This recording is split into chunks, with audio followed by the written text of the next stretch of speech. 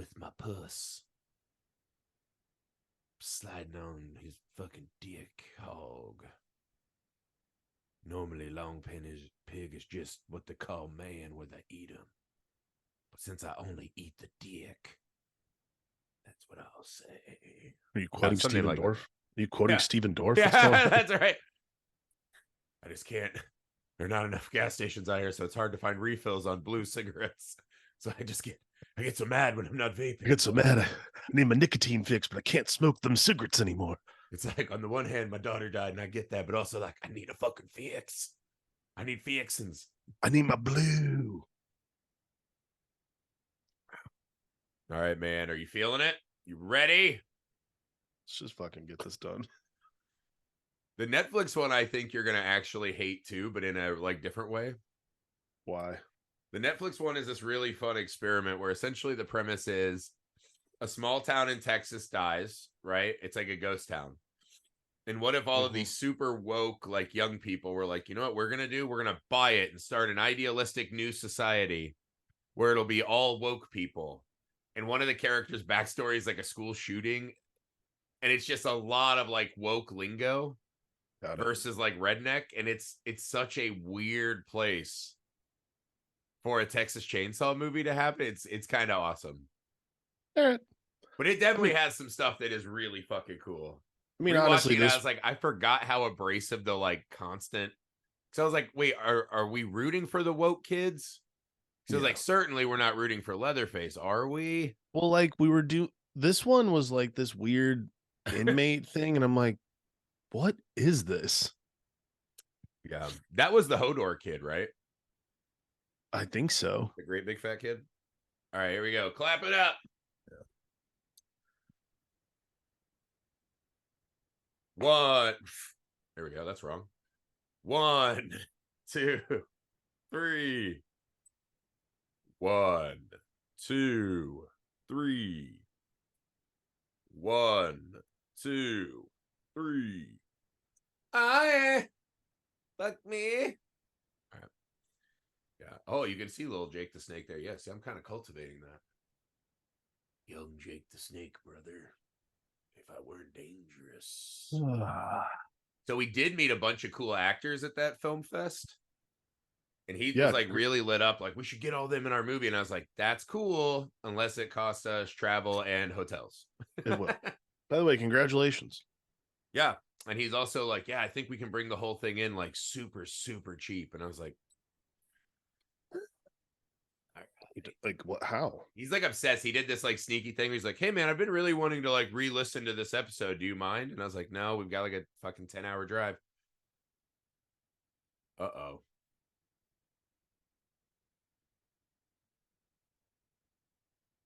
Oh no, the internet problem is back. Okay. All right, come on, internet.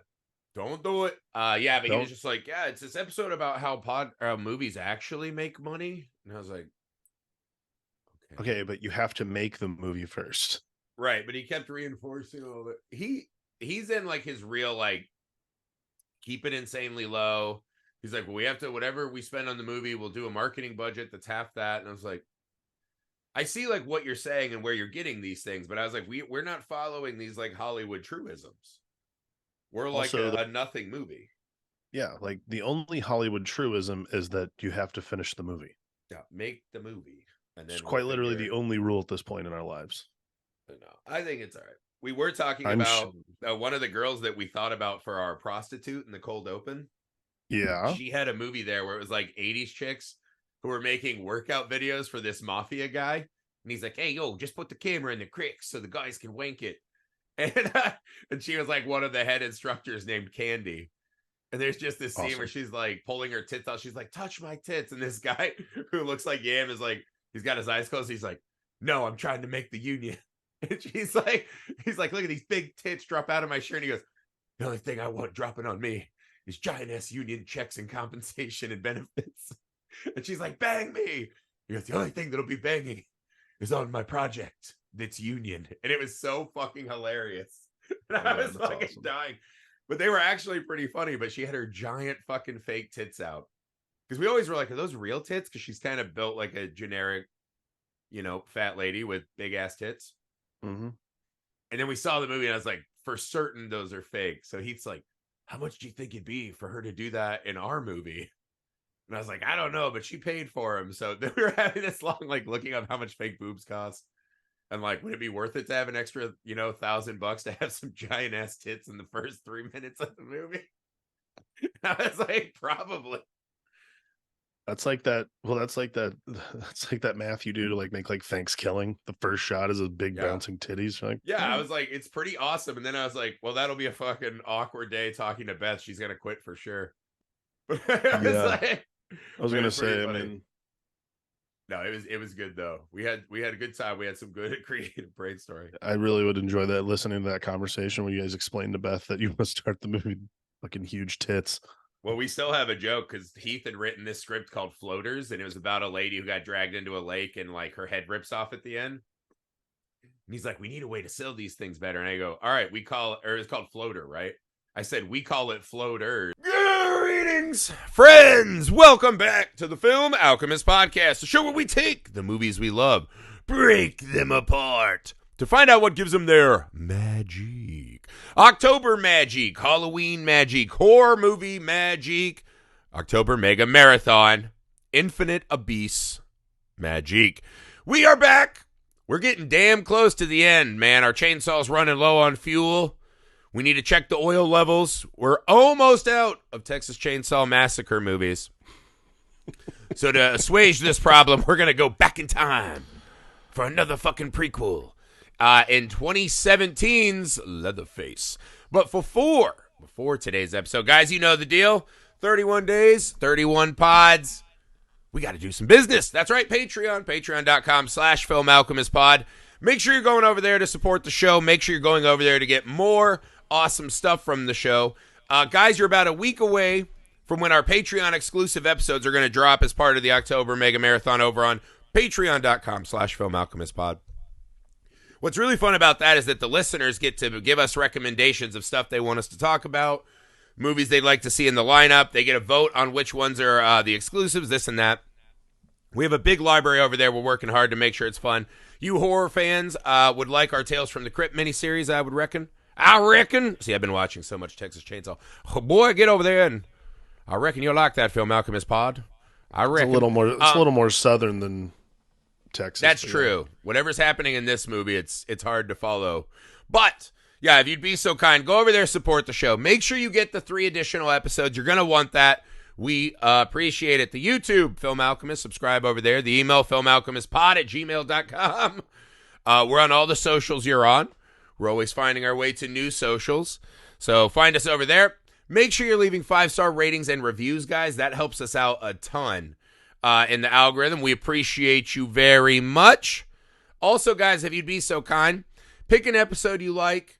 Send it to one of your movie-loving, especially horror movie-loving friends this month.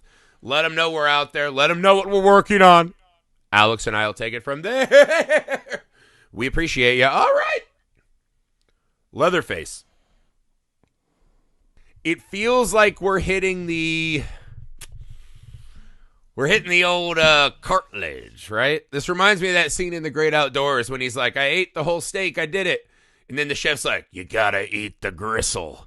And he's like, "Rrr!" And John Candy just has this pained expression, this exacerbated look, like, I can't believe that I have to fucking eat the gristle. We're getting to the gristle of the Texas Chainsaw franchise.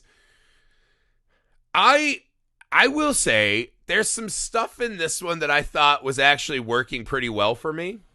Sure. This is the Texas Chainsaw that it's prequel. So we start off in kind of a classic Sawyer family birthday scene for young Jed Sawyer, right? The birthday where he gets gifted the chainsaw, right? You're like, all right, Texas Chainsaw's never been afraid to be on the nose. This is interesting. Okay. We're chainsawing. He doesn't want to, but he's doing it. You failed the family, but all right. You're like, I can kind of get in on this. Right. Then it cuts to, now he's in an asylum. All right. All right. I mean, I was really impressed with how giving the Sawyers seemed to be at the beginning of this movie.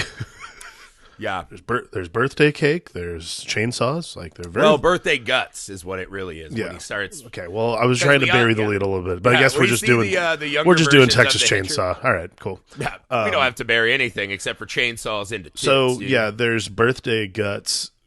At least they're frosted. That's nice. Yeah. What do we think that really was? Was that shaving cream? What do we can think we talk that for a hot actually second? was? So there's Was that guts. a nice whipped cream? I don't know. There's guts. So this movie starts. There's guts in the shape of a cake.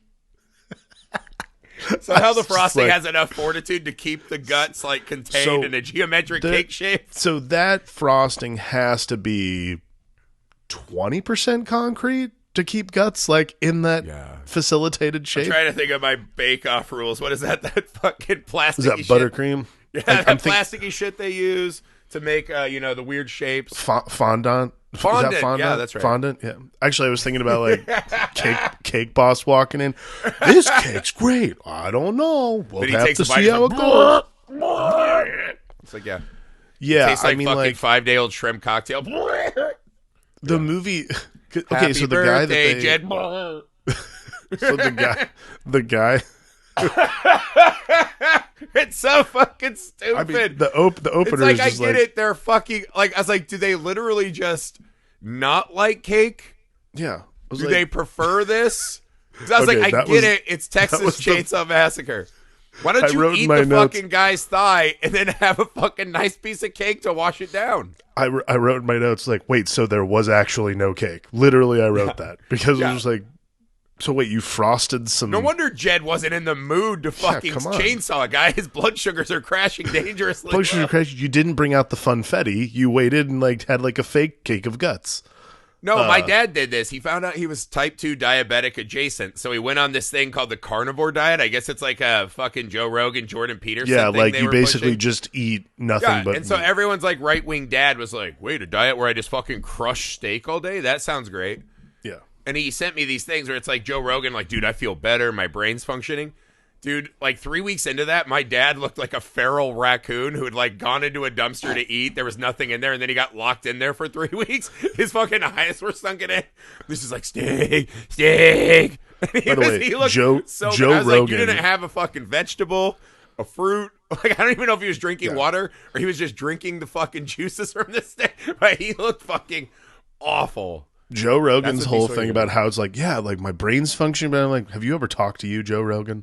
Like, I don't know. I mean, my brain is definitely not fucking one to toot its own horn, as it were. So look, I'm not saying I'm a fucking genius. I'm saying I'm at least smart enough to know like I shouldn't eat steak 4 times a day, but that's me. Well, yeah, and even if you take it down a notch, like a high end, like if you're fucking rich enough to eat tomahawk steaks every day, you probably shouldn't just be eating bowels.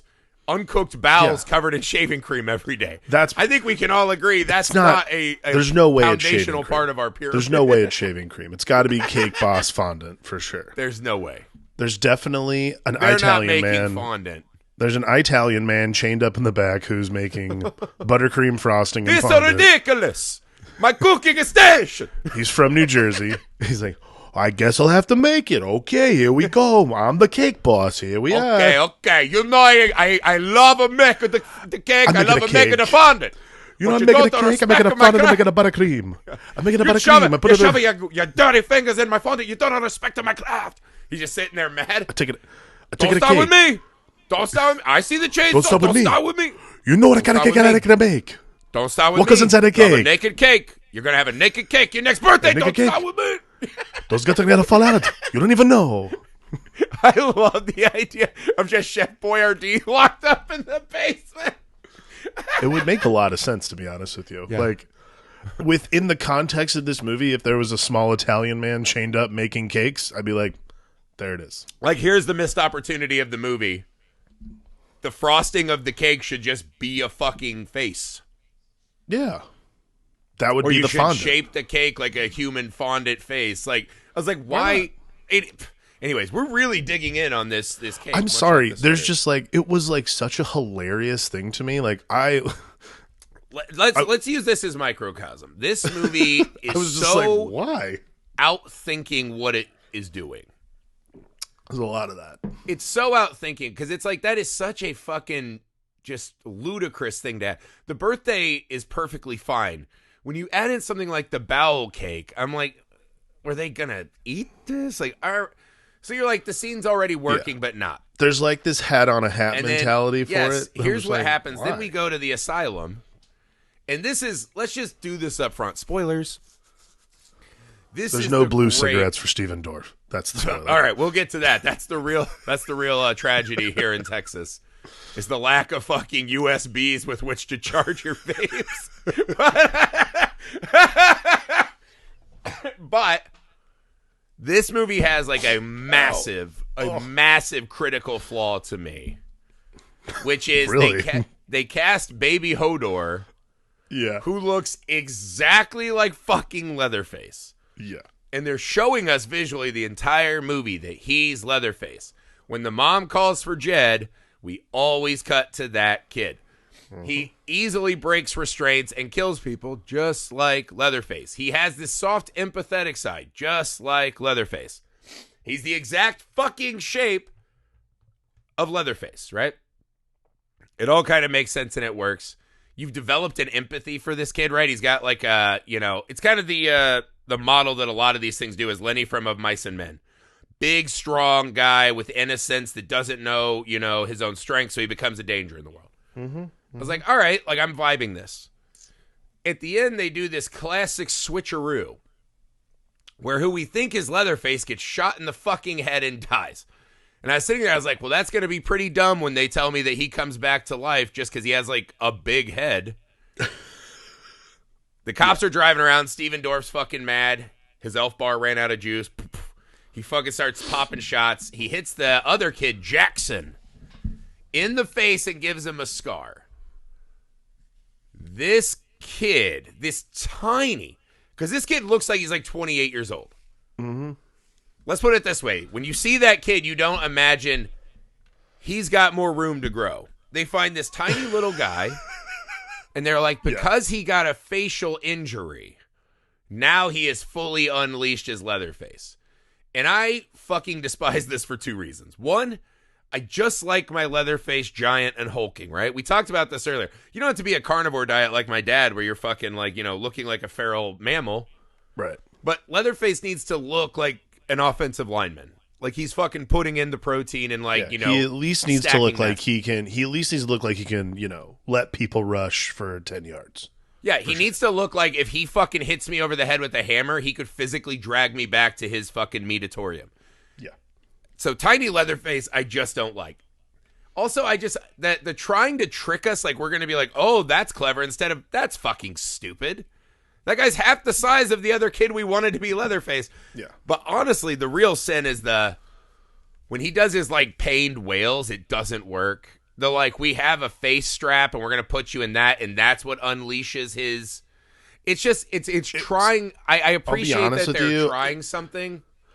I'll be honest. It didn't work at all. For me, what it ends up being is like just sort of uninteresting. Like, I think this is the thing that I'd say Leatherface, like, really like the critical flaw is that there are things in the movie that they do that are, like you were saying, it's like an attempt to be like original.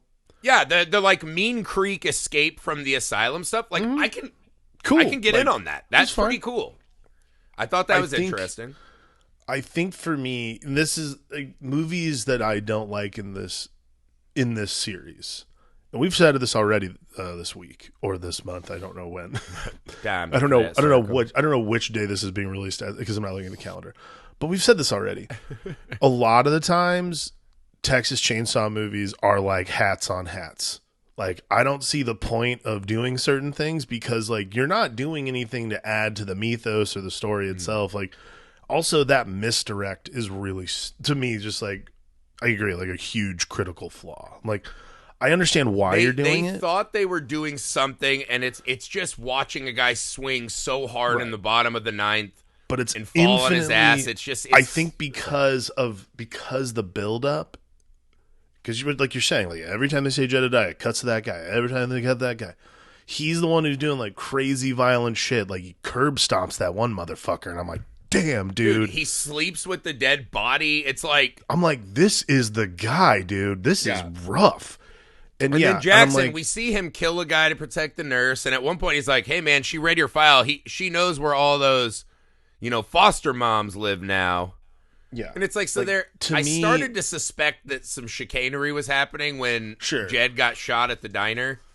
Yeah, like, to me, but I was just like you cannot cast the exact fucking shape of Leatherface, and then a bunch of tiny sidekicks. Well, you're just like, what are we trying to prove here when we do this switcheroo at the end? I'm like, did you just, like, that is my problem.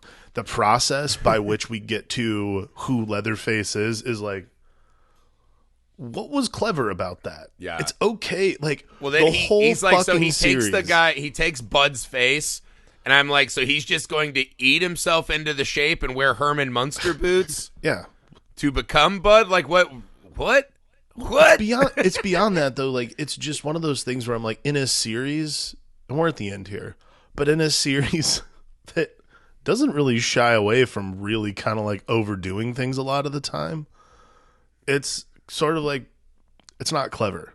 It's ironically not clever, because any other genre, you'd be like, makes sense. That's like, that's your switcheroo. But like, this isn't the movie. This isn't the series. This isn't the style. It's one of those, by this point, you're like, this is number 8, number 9, whatever the fuck it is. And it's like, guys, and it feels like they had an idea for a movie, and then it occasionally just gets bogged down by having to remind us it's a Texas Chainsaw movie. Yeah. And so by the end, when they do that fucking horrendous reveal, you're like, oh, now we just have to do this for like 20 minutes of the running and the screaming. And it just kind of, like, even the moment when he just chainsaws her head off, because he's like, your mom's a crazy person. It's like, well, he's known his mom for like 5 minutes, dude. Yeah. Like, I know he was there when he was a kid, but I was like, if you take the next 20 years off, because I think they're all supposed to be 17, but no one in this movie actually looks like a kid except for Bud. They all look old as shit. Yeah. They all look like they're in that. They all look like they're in that one movie with Joseph Gordon-Levitt where all the teenagers are. Yeah, this is an Alpha Dog level cast. Yeah. Well, not as far as quality, but as far as age level. But yeah, no, actually, Alpha Dog had actual kids in it too. So yeah, this is just fucking old people. This is the CW approach. It's like Friday the 13th reboot, where it's like, hey man, we're cool college kids. This is like watching, no, if you watch Felicity and Dawson's Creek now, you're like, wow, they were old as fuck. How the hell did any of us think that they were teenagers? Yeah, that is not what college kids look like. But anywho, I digress. But there is just this, when it sinks back into the, hey, remember we're Texas Chainsaw, that's when it kind of, because honestly, the stuff in the institution I liked. I'm going to tell you right now, the secret weapon for this, the secret weapon for that like whole scenario is Lily Taylor. She's fucking unbelievable, man. Really fucking good. Holy shit, dude! Like, she is like become this sort of like she's become this sort of like great horror actress. Yes. She's unbelievable, man. Like. And I think she's a great actress anyways. Like, I love her and whatever she's doing. But, like, she has become, like, between The Conjuring, like, she is a great actress for this genre. It's kind of funny if you think about this franchise in particular. Like, how many, like, top-flight actors have passed through the Texas Chainsaw Massacre? I mean, at least 2 Oscar winners at this point. Like, she's awesome in this. But that's what I mean. The idea that she, like, marries into the Carson family to get enough money to get Jed back. I was like, all right, this is kind of helping move the mythology in my head. I get it. Absolutely. I like this. Watching a doctor like torture him. So the people that were supposed to protect him, right, the sheriff and the state, they essentially abduct him and then they torture him. I was like, all right, dude, all right. This makes perfect sense to me. Here we go. We're doing a fucking low rent, cuckoo's nest. I was like, all right, I'm in with this. And then they get out on the road and I was like, all right, now it's like a really, really low rent Bonnie and Clyde. I was like, all right, I can maybe do this. Like, I love that diner scene. It's great. Diner scene was like a real, like, it really captured that pure chaos of what the Sawyer Hewitt family has kind of always been in this franchise. When I was like, yeah, okay, I like that. I think you said it. You said it at the top. Like, your analogy of the gristle, the cartilage. This is what makes sense. Is like. The scene work, like when they're in their like moments, like these scenes are great pieces. It's all the connective tissue, the cartilage that gets us through the rest of the movie that is like really suspect. It's not a good cut of meat. It's not a good cut. Like this is like, this is an ACL tear of a movie for sure. Like you're just, I can walk on it still, but goddamn, that hurts. This is like when we used to go to King Buffet on Sunday when we were hungover, and it was like, they have free steaks. And I was like, well, the steak's like 1/16 of an inch thick, and it's been pounded into oblivion. Yeah, it's just like, you're like, yeah, how is there still bone in this? How is there veins everywhere? You're like, whatever, we need it. Yeah, like it's still, it's just, there's, it's again, it's like it's an ACL tear you can walk on. It's not bad. Like it's bad. You're gonna have to get it fixed eventually, but good. You can at least walk home. Yeah, you better have insurance. You better have insurance. Better have insurance. You're gonna need a surgery, but that's the you can thing, at least right? get it home. Them running through and rioting through the fucking asylum, right? That lady's like strangling her friend. They're defending each other from some of the other inmates. Mm-hmm. He's in the shock therapy room, which is cool. Yeah, I love that the dude's fucking face with the window. Rad, I was like, dude, I'm fucking digging this. So I was like, all right, I'm getting in on this pretty well. I actually even liked the previous scene in the barn where they use Leatherface. He dresses in a cow carcass. I was like, well, that's an insane idea because he's gonna just get run over and murdered. Yeah, the Texas child abuse case. That's what this movie would have been called. It would have been real short. Yeah, he got run over. Texas? I don't think so. He's a tiny guy. He got run over. But when he's wearing the cow head and he runs her to the barn, I was like, all right. And she falls, and they have this weird decision where they're going to drop an engine on her. So you're like, that's not how I would prepare food. That's going to ruin the meat. But you find out they just wanted to do it so they had plausible deniability. She just happened to fall in the hole under our engine block room. You know what I mean? Like, what? But it's just enough deniability that you can set the stage that, they wanted revenge for something. Yeah. We introduced Steven Dorff just fucking jonesing over there, and he's like, I always seek Sawyers at my goddamn crime scenes. And he's losing his fucking mind. They're like, you got no evidence. And he has this great line. He goes, you take one of mine, I'm taking all of yours. Can I? And I was like, yeah, okay. So the movie's going really well.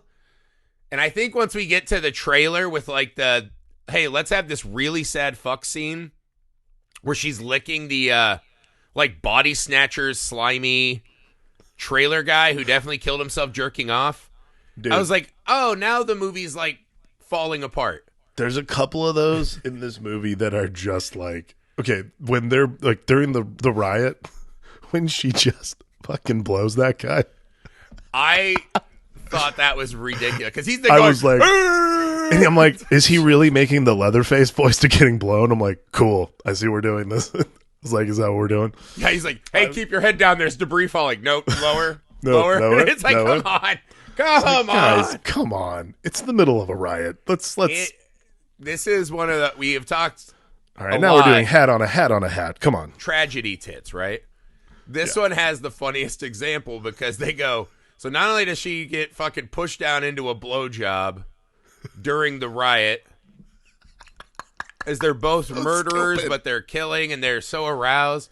And also I was like, wait, is he returning the favor afterward? That's rude. Yeah, what the hell, man? You can't fucking do a standing 6'9" in a riot like a fucking grown-up? Come on, dude. Be an adult. Be cool. Yeah. I heard some lady on TikTok, she's like, who's so busy that they have to 69? It was like, you could take turns. And I was like, it's not about that. It's about that show of mutual admiration at the same time.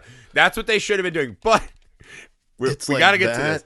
So they said not only is it the fucking tragedy of she just has to blow him and then gets nothing. And then you're like, yeah, I wonder why she seems pent up and jealous the rest of the ride.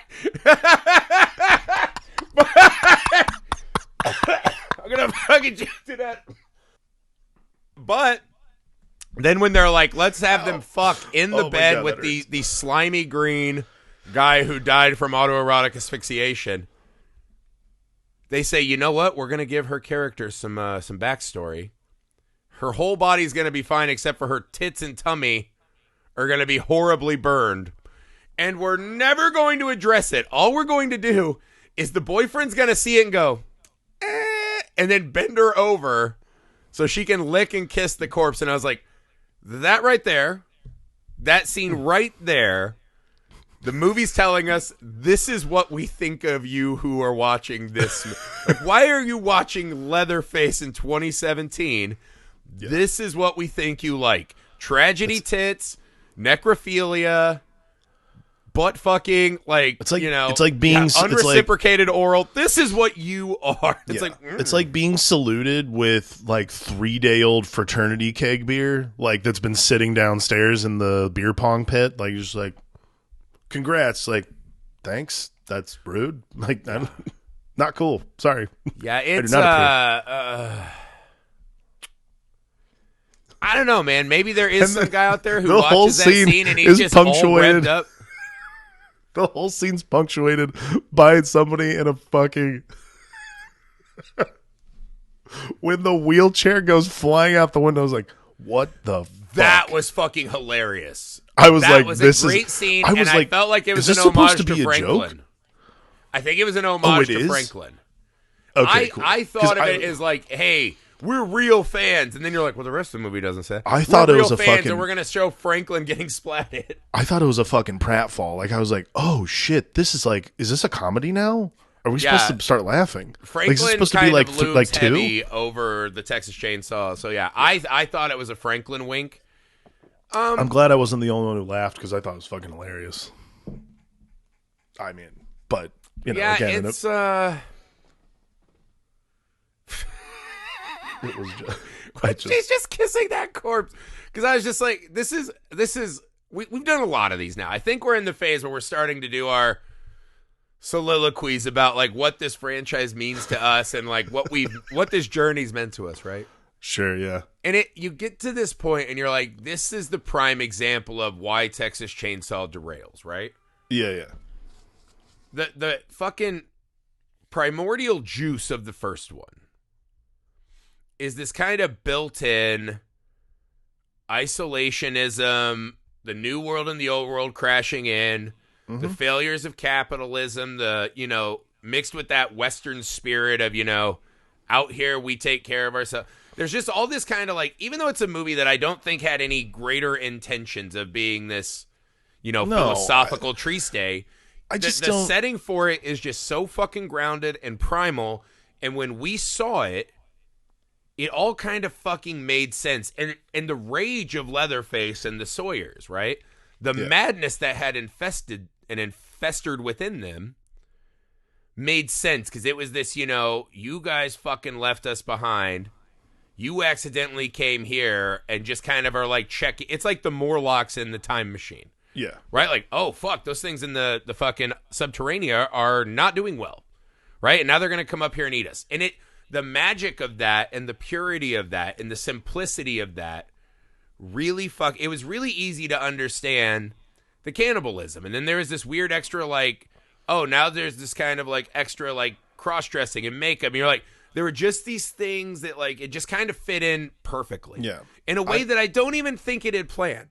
And by the time we get here, Texas Chainsaw's like, you know what they just want? Depravity and melted tits and licking corpses and banging. And I was like, what makes the Texas Chainsaw so fucking powerful? You're like, it's not that scene. That scene is almost like a disgrace to what this thing I agree. was. I think we've watched a lot of these, obviously. We've watched them all.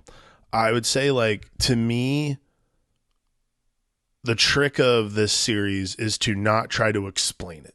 And that, I think, is like the critical error in movies from this series that we haven't found very entertaining or very interesting, is that all of them try to like go back to get to like the crux of the argument of like why the Sawyers are the way they are. Why I'm like, I don't give a shit. Like depravity exists in the world. I don't need an explanation for it. It's just anger. It's just an unfettered anger with where you find yourself in life.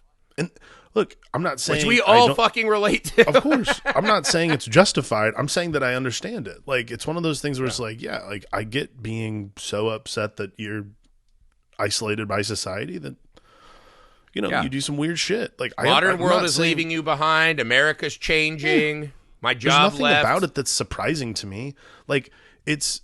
I think that it's when people try to explain it, like this one tries to give you an origin story. The last one, like yesterday, has tried to like, do more origin-y shit that was kind of lame. Like it does, like there's just things that don't necessarily matter that come up that I'm like, I don't really think it matters where Leatherface came from. The fact of the matter, sort of like when we watched Halloween. Like Halloween is, we all know what the Halloween origin is. It's fun to like add like other parts to it. Like when we get to like Halloween 5 and shit like that. Like that stuff can be a lot of fun. I like those are the kinds of things that are entertaining. What it's not doing is readjusting the origin so as to justify behavior. It's just saying, some crazy fucking guy who Part is 5 also tried, like also is immortal because of this weird little, the spirits. Curse of the Thorn, and there's always a guy. There's always a Thorn. But so you're just like, no, that's fine. But that's the thing. By the time you're at 5 or 6, take some shots. Texas Chainsaw did it weird, where it's like they took their really weird shots early, and then it's the franchise that, although it's Boyhood-like and like, let's watch every single phase like it's the Truman Show, but with, fucking Jed or Thomas or whatever. It's like, it's this Truman Show, like, we're going to follow his entire life so we can understand this. You're like, you don't have to, it's simple to understand. It's fucking rage and anger and misplaced aggression, and it's this maladjusted societal ill. It's easy to fucking, but this is the thing, because it's the franchise where every movie they're like, it's either a prequel that's only this one and the first one, or it's a sequel that's only the sequel in this one. Yeah. Whereas none of them Texas want Chainsaw to acknowledge 3D the yesterday, other ones. They literally started in the fucking same frame as the first one. Yeah. And they all know that they need the fucking cachet of that one, because they don't fucking know how to replicate it. I think and that's all the major franchises. There it is right there. That's what it is. This is the one. It's like, how do you fucking thread this needle of adding new stuff and capturing that thing? Everybody else is missing the juice from the first one. I think that's really like the trouble. Except for the second one goes in such a different direction that you can kind of go along with it. And even the Part one with 4. Matthew McConaughey. Yeah. Like even McConaughey like goes the other direction. You're like, fine. Like, but it's when the juice from the first one can't be squeezed into any of the rest of these sequels, other than probably like the remake with Jessica Biel, because the remake with Jessica Biel, the remake has the benefit of just being a remake. It's just a remake, like, and then it's like, you watch these movies that are like, you know what, they just let's up the fucking carnage and the depravity. It's missing the point. Yeah, let's upgrade the Joker has a forehead tattoo that says "ha ha" levels of the movie. Yeah. Instead of enhancing the Jokerness of the movie, let's make a buttercream cake of guts. Like, got it. Like that is a microcosm of the movies of the Texas Chainsaws that don't necessarily work. They found Thomas Sawyer or Jedediah Hewitt in a fucking dumpster with other discarded meats. Yeah, you're like, all right. Yeah. It's a Captain Planet origin story for him. It's like, good God. Great. But see, that's what I mean. This one accidentally kind of fell into this. Like, I love movies like this, right? I love Super Dark Times. I love Mean Creek. I love these kind of teenagers who are, I mean, granted, these are 30-year-olds. I love these young movies about young 30-somethings where it's like they're old enough to make decisions, and really bad ones, and do harm in the world, but they're not quite old enough to like have the forethought of consequences, and like putting those kids isolated alone. Again, those young adults isolated alone. I mean, 2 of these kids have a 401k. That's neither here nor there. Yeah. But I like putting them out in the wilderness, right? And just saying like, hey, kind of let's have an ethical fucking, mud wrestling match about what you're doing and why you are out here isolated and allowed to make said mistakes. Mm-hmm. I like these kind of movies. So this one kind of fell right into a cinematic sweet spot of mine. Sure. And then it's just, by the time we get to the Texas chainsawing, you start, because like even the thing like the cow, like they got dogs, and there's like one cow carcass they tauntaun, and I was like, I know cows are fucking huge, but that's maybe Bud gets in there. All 3 of you are not fucking hiding in there, and you're like, I forgive that because that's a cool little. It's fun. It's a look. Cool little moment. Cool. Awesome. Nice. Fine. Yeah, totally. Stephen Dorff and his sheriff's just wasting people. But I was like, are we ever supposed to feel bad? Like, why do I want him to escape the house? I think I think with Finn Jones being one of the sheriffs, it's like, cool, I don't have to feel bad for any of these people. Yeah. Like, that one's an easy one. Like, yeah. I don't know what it is about classic Iron Fist performance. I don't know what it is about casting that guy, but like as soon as I see him, I'm like, I don't feel bad for anybody involved with this. I loved his work in Actor for Hire. I just say you could have seen it coming. Just Finn Jones. Finn Jones makes more money than Finn Jones has made more money than I'll ever see, but I cannot make fun of him for that. That's the real American dream, dude. Is failing your way up to Marvel, and Game of Thrones, and fucking yeah. He's like, you know what I look like? Justin Timberlake, but just like without that, like, you know, extra magical spark. Without that extra talent, you're just like, you know, without that, you know, I didn't say I was Justin, you know, feel the tingle in your legs, like, right? I'm just Justin Timber Pond. That's me. Like, not bad, but not the guy. Yeah, the Italian chef in the basement's like, you don't have it. You don't have got it. Who's here for dinner? Well, it's the chef. I don't make enough food. You're the responsible one. You don't even like my spaghetti and meatballs. I can't eat them. I don't know your role in the band. I don't know what you do. I don't know what you do. It's a fine movie. And again, we see the first face, which is Bud, the kid he literally crawls inside of the giant youth that should have been our. And that's the thing. The poster specifically shows us the malnourished Leatherface on the cover. So they were telling us on the poster, they're like, hey, it's not going to be the gigantic child that we cast specifically to be Leatherface. Which, again, is one of those things where I'm like, why do that? It's so bad. This is the worst Leatherface in the franchise, and it's not even close. This is the lowest it's ever been. It's just not very... It's not... Look... And also, they like plant seeds of madness, but he has all these like. It's not interesting. How about that? What? You're the first nice one we've had in years, and like I just want to be out of here and live in it. Like, why is he doing these like fucking? You know, like he's on Arrow. Why are you doing monologues like it's hard to be a rich superhero? I think it's a movie that's ultimately saved by like a really compelling Lily Taylor performance because she's a great Verna, but Stephen Dorff's good. Like Stephen Dorff's fine. Look, Stephen Dorff gets a bad rap. I like Stephen Dorff. He's a great actor. He's a very good actor, and I've always enjoyed like watching him in movies. Yeah, I think that he's just got a bad rap because he did those blue cigarette commercials, and everyone's like, "Oh, great!" And I'm like, "Please, all actors do those, so don't give me any shit." All right. As a fellow nicotine warrior, I respect Steven. No, he's really good in this movie. No, I mean, really, I don't know. The kids are not even bad. I thought the kids were pretty good actors. I think maybe they we just get lost in these unfortunate, machinations. I think that's what it is. Like there it is right there. There are too many machinations for it to be a decent Texas Chainsaw movie because like everyone's thinking they're smarter than the room, and I'm like, don't think you're going to outsmart everyone who's seen a Texas Chainsaw movie.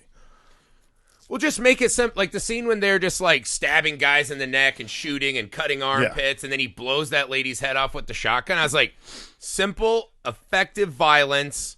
The madness just comes from a place of let's stir some shit up. We see the other nurse there to like remind us of how appalling and grotesque it is. I was like, in that one scene, they fucking nailed the vibe. Yep, absolutely. And then they're like, let's lick this fucking green, oily cadaver. As if the man didn't already have enough indignity in his life. Being found with just fucking green skin, blue balls, and a noose. It's this one. Like, Texas Chainsaw 3D misses. It's so funny because these two movies just miss wildly and like, but in completely different ways.